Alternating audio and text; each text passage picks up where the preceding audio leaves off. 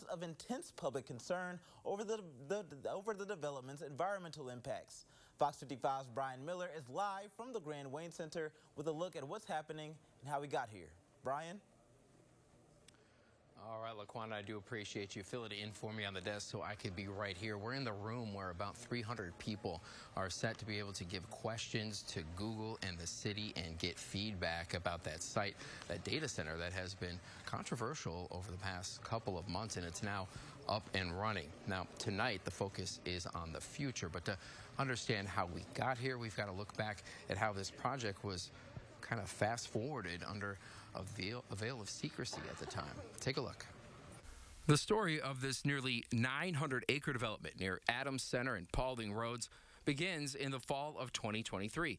Known only as Project Zodiac, the plan was proposed by an unnamed Fortune 100 company. The city and county quickly moved to secure the deal. In December 2023, the Allen County Board of Commissioners unanimously approved rezoning. Days later, the Fort Wayne City Council followed, unanimously approving a significant financial package. They agreed to a 10-year, 50% tax abatement, waiving over $55 million in property taxes for the then mystery company. In exchange, the developer promised to invest at least $845 million and provide a minimum of 30 full-time jobs, plus an annual supplemental payment of at least $1 million. The following month, in January 2024, the identity of the mystery corporation revealed: Google.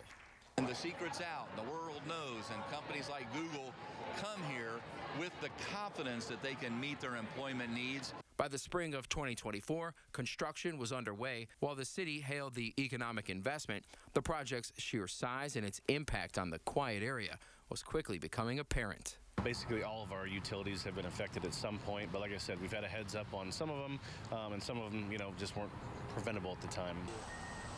But the real concern mounted recently. As the construction advanced, so did Google's plans for its operational infrastructure. Community outcry intensified over a permit request to the Indiana Department of Environmental Management to operate a massive number of diesel backup generators on the campus.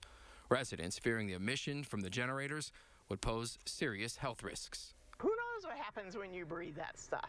Google has since clarified that generators are strictly for backup in the event of a grid failure and for periodic testing. They also recently announced more than $1.2 million towards wetlands conservations in the St. Joseph River watershed. They maintain they're committed to being a responsible and positive partner in Fort Wayne.